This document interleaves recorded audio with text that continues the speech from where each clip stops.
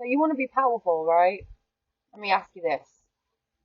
You want to be powerful. You want to be able to experience joyful experiences. And when something happens, you want to be able to navigate that happening by being in your power and knowing that it's a lesson for you, okay? And knowing that you can transform that into a higher level of consciousness. You can transform that situation into um, a new destination, right? Because everything is available for that, okay?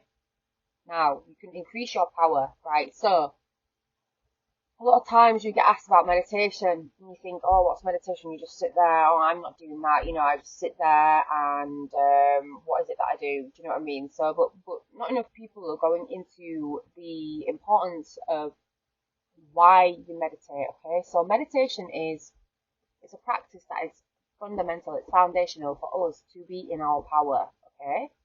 Because what it does is it slows down the brain waves so that we can then access the part of our mind that is the creative aspect of our reality, okay?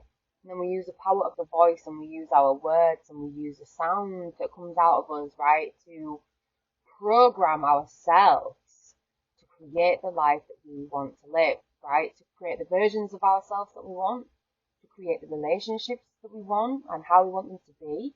We have the power to do this, okay? But you have to commit to the self, which is, the mind, the body, the spirit, and the soul, okay? This is what makes up everything that you are. This is what makes up the self. And this is why knowledge of self is so important. Now, the self is infinite, okay? But of course, we can start somewhere and we start from what feels, where we feel guided from.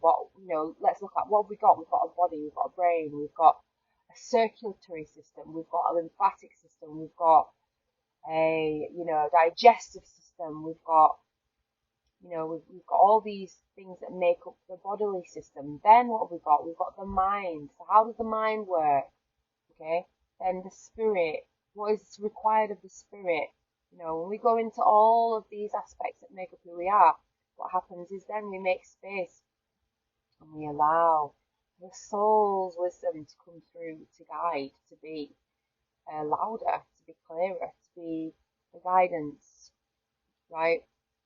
And that's why we're here. We'll receive that message, we'll receive that information, and we'll receive inspiration, we'll receive newfound thoughts that feel right in the heart space, okay? It all comes through. And that's, we're here to fulfill our soul's purpose, but we must have knowledge of self to allow for this to be expressed and to be created and for us to be guided in, in this divine order.